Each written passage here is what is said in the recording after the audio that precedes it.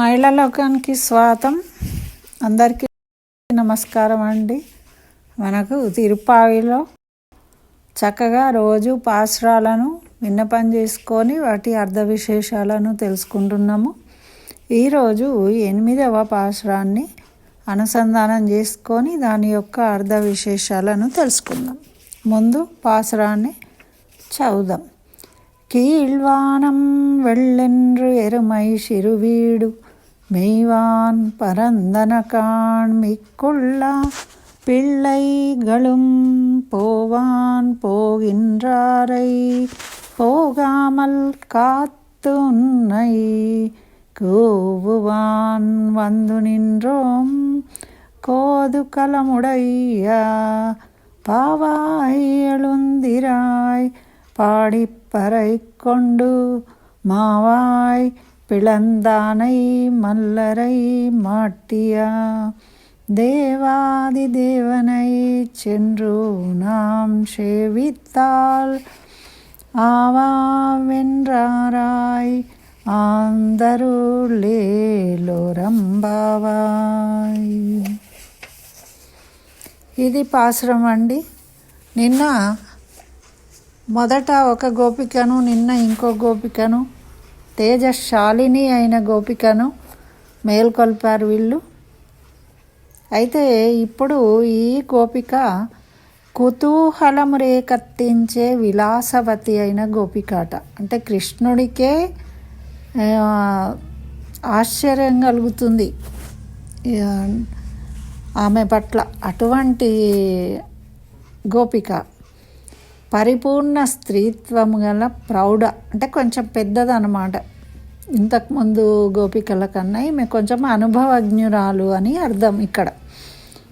అయితే ఆమెకి ఏముంది అంటే కృష్ణుడే తన వద్దకు వస్తాడు అని ధీమాతో ఉన్నదట.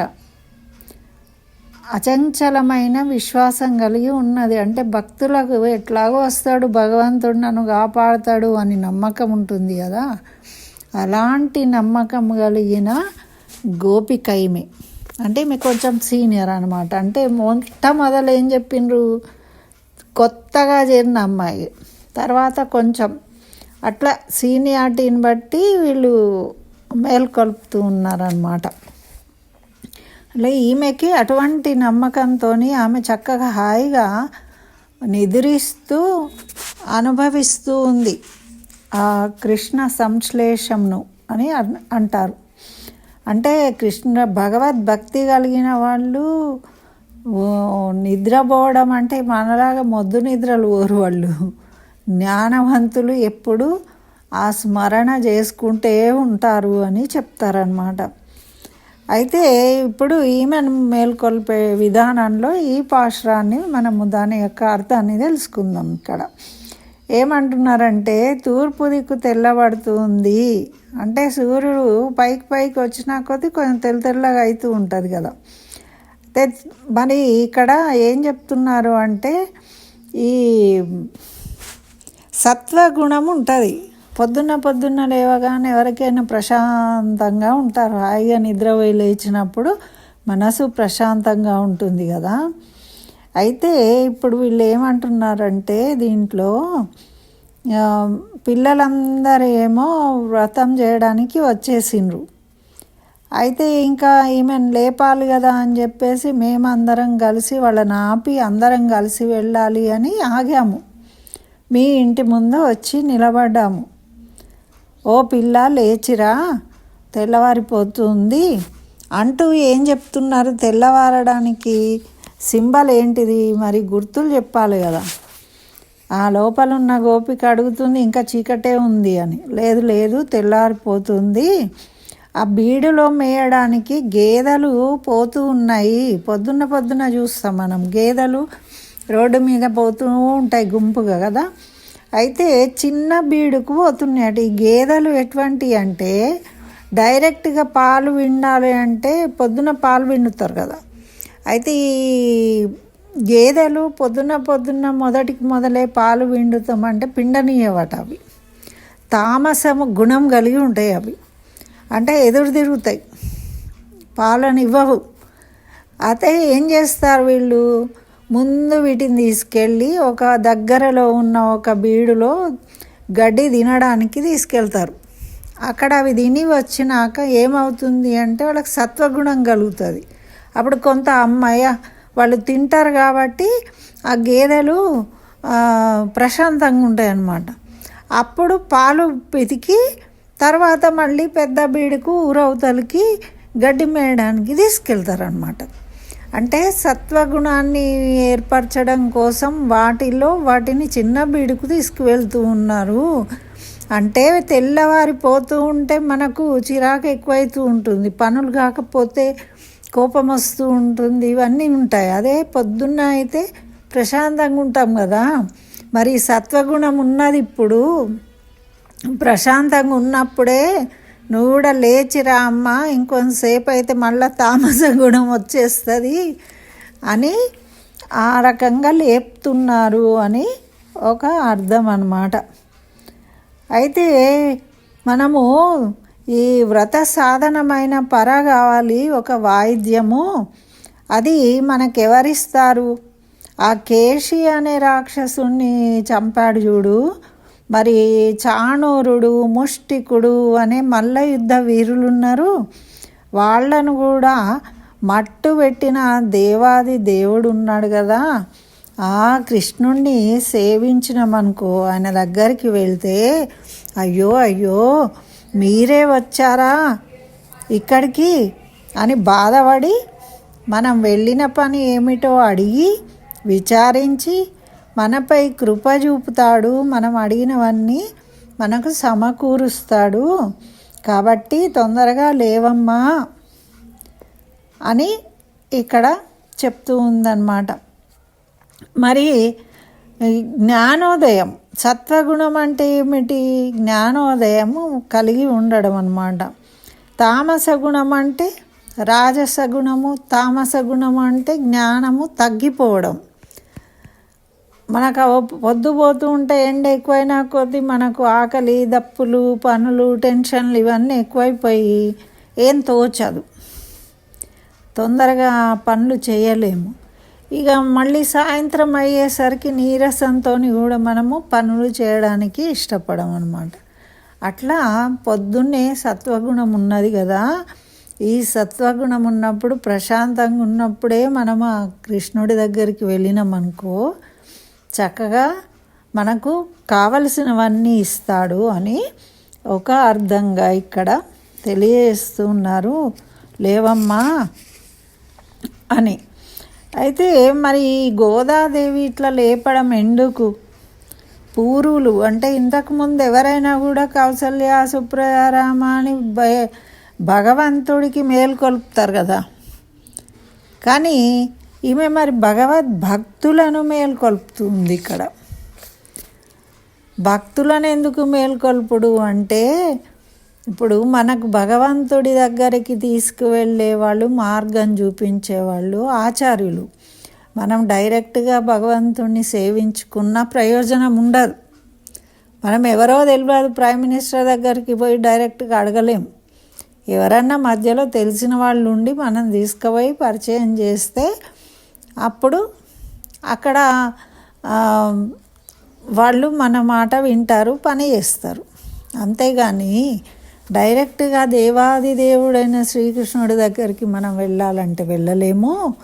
మనకు అనుభవజ్ఞులైన మంచి భక్తులైన భాగవతులు ఉంటే ముందర మంచిది. ఫస్ట్ 6వ పాశ్రంలో చెప్పింది కదా, ఎవరన్నా తెలిసిన వాళ్ళని ముందు పెట్టుకొని మనం పోవాలి అనే ఉద్దేశంగా ఇక్కడ మళ్ళీ గుడికి ఎలా వెళ్ళాలో కూడా చెప్పింది కదా. ముందు ఆచార్య దర్శనం అయిన తర్వాతనే మనము అమ్మవారి దర్శనం అయినాక భగవంతుడిని దర్శించుకోవాలి.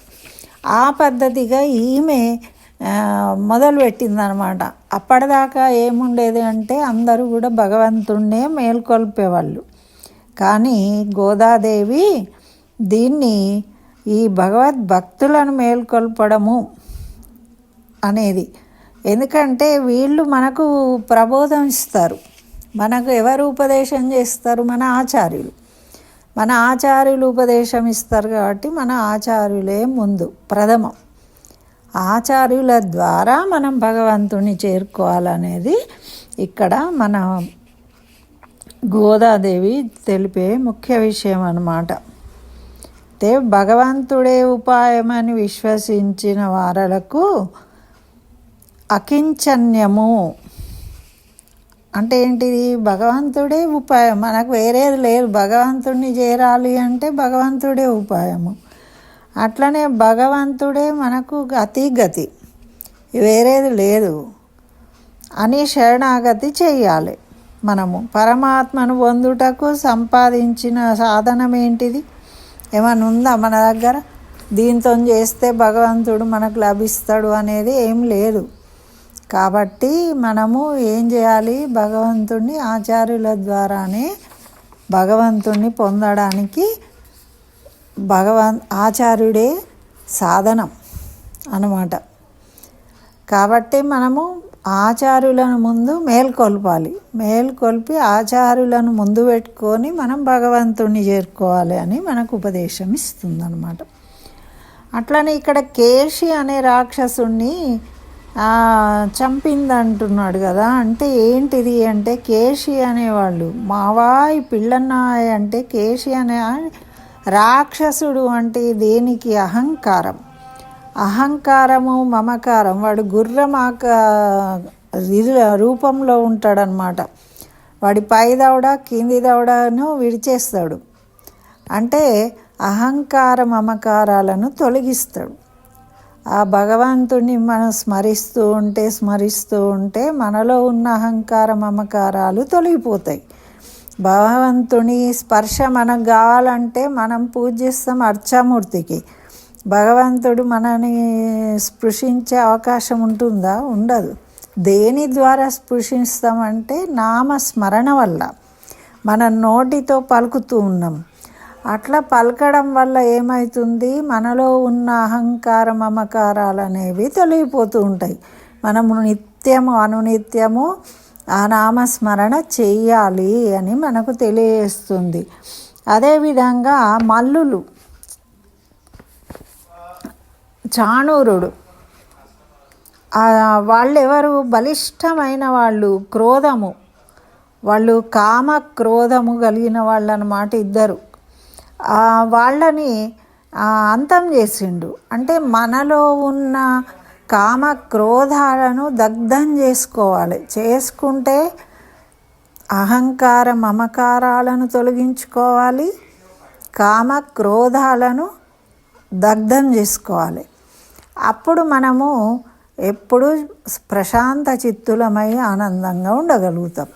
మరి మన దుఃఖ కారణం ఏంటిది అంటే మనలో ఉన్న అహంకార మమకారాలు, తర్వాత ఈ కామ క్రోధాలు. ఏదో కోరుకుంటేనే కదా మనకు తీరకపోతే కోపము, మరి నాకే కావాలి అనే అహంకారము, నేనే గొప్పవాణ్ణి అనేది, ఇవన్నీ వదిలిపెట్టాలని ఇక్కడ దీని ద్వారా తెలియజేస్తుంది. మనము స్వామిని కీర్తిస్తే, మా స్వామిని చేరుకున్నామనుకో, ఆ స్వామి స్పర్శ తాకితే చాలు మనలో ఉన్న అహంకార మమకారాలు, కామ క్రోధాలు అన్నీ పోతాయి అని మనకు బోధిస్తుంది గోదాదేవి. అక్కడ బాహ్యంగానేమో గోపికను నిద్రలేపుతుంది అని, అంతరార్థంగా ఏంటి? ఈ విషయం అన్నమాట. ఈ రకంగా మనము ఆ బాలకృష్ణుని యొక్క లీలలను స్మరించుకుంటూ ఉండాలి నెల రోజులు. ఆ ఆశ్రమంలో ఏవైతే విషయాలు చెప్తుందో ఆ విషయాలను మనము స్మరించుకోవాలి, మనసుతోని దర్శించుకోవాలి. తర్వాత ఎంత ఆనందం అండి! కృష్ణుడి యొక్క చరిత్రను ఎన్నిసార్లు విన్నా మనకు ఆనందమే కలుగుతుంది. అయితే దీని ద్వారా ఇటువంటి తమలో తాము భగవంతుడే మా దగ్గరికి వస్తాడు అనేంత పరాకాష్ఠలో ఉన్న భక్తి పరులు ఎవరున్నారు అంటే మొదలు ఆళ్వార్లు అని 3 ఆళ్వార్లు ఉన్నారన్నమాట. వాళ్ళ పేర్లు ఏంటి అంటే పొయ్యిగై ఆళ్వార్లు, పూదత్తాళ్వార్లు, పేయాళ్వార్ అని 3. వాళ్ళు 3 ఒక్కొక్క రోజు తేడాతోని వేరు ప్రదేశాలలో జన్మించారు. అయితే వాళ్ళు అయోనిజులు. పువ్వులలో జన్మ తీసుకున్నారు దేవుళ్ళలాగా. అట్లాంటి వాళ్ళు దివ్య దేశాలు చూస్తాము అని బయలుదేరిండ్రు. వీళ్ళందరూ కూడా తిరుక్కోవలూరు అనే ఊరికి వచ్చిండ్రు. ఎవరిది వాళ్ళే వచ్చిండ్రు, కలిసి రాలేదు. కానీ ముందు పొయ్యిగయ్యాళ్ళ వారు వచ్చే వరకు వర్షం పడుతుంది, చిమ్మ చీకటి, కారు మబ్బులు. అప్పుడు ఏం చేస్తారండి, నడుచుకుంటూ పోడు కదా. అక్కడ ఒక ఇల్లు ఉంటే ఆ గద్దె మీద పోయి వాళ్ళని అడిగి, అమ్మ నేను ఈ రాత్రికి ఇక్కడ పడుకుంటా, పొద్దున్న లేచి వెళ్ళిపోతా అంటే సరే అన్నారు. వాళ్ళు అక్కడ పడుకున్నారు. వారు పడుకున్న కొంచెం సేపటికే ఈ పూదత్తాళ్ళు వారు వచ్చిండ్రు. ఆ పూదత్తాళ్ళు వారు వచ్చి, నేను కూడా పడుకోవచ్చా ఇక్కడ అంటే, అయ్యో రండి స్వామి, ఒక్కళ్ళైతే పడుకోవచ్చు, ఇద్దరం అయితే కూర్చోవచ్చు, పర్వాలేదు రండి అన్న. వచ్చిండ్రు.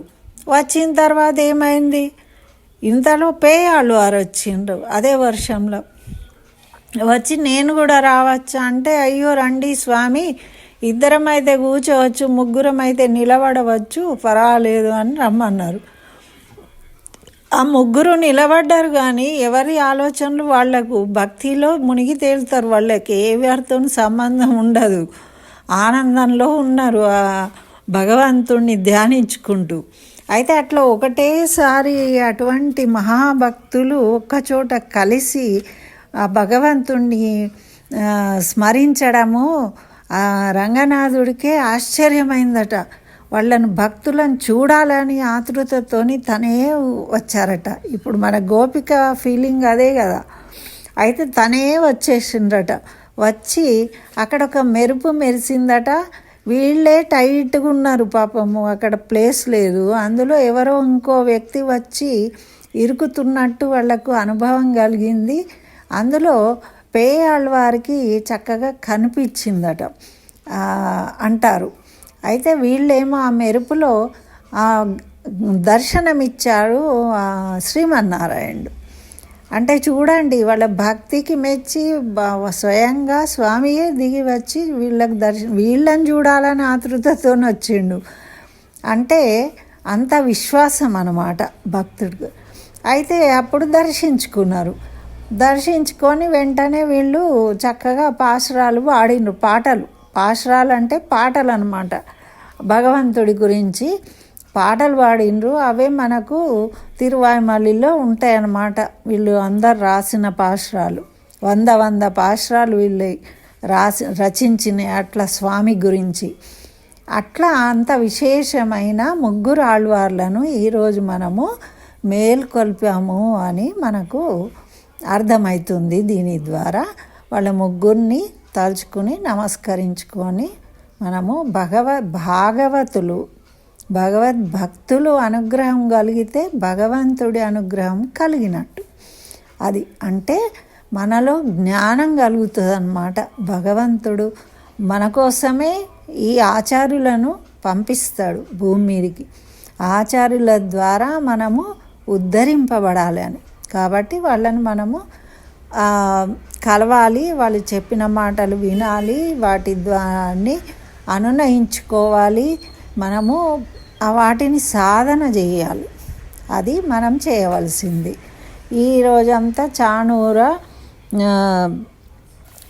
కేశవాయ నమః అనే శ్రీమన్నారాయణ ఏవైనా ఇందులో వచ్చినాయి కానీ మీకు నచ్చినాయి కానీ మనము కృష్ణనామ స్మరణ చేస్తూ ఉండాలి రోజంతా, ఈ నెల రోజులు కూడా. అది మాత్రం తప్పకుండా అందరూ చేయవలసిందే. మరి ఇదండి 8వ శ్లోకానికి అర్ధ విశేషము. నీలాతుంగస్తనగిరితటీ సుప్తముద్బోధ్య కృష్ణం పారార్ధ్యం సంశ్రుతి శతశిరసిద్ధమధ్యాపయంతి సోజ్జిష్టాయాం సజని గళితం యా బలాత్ కుంచభుంక్తే గోదా తస్యై నమైదమిదం భూయే వాస్తు భూయః. ఆండాళ్ దివ్య తిరువడిகளே శరణం. సర్వం శ్రీకృష్ణ చరణారవిందార్పణమస్తు.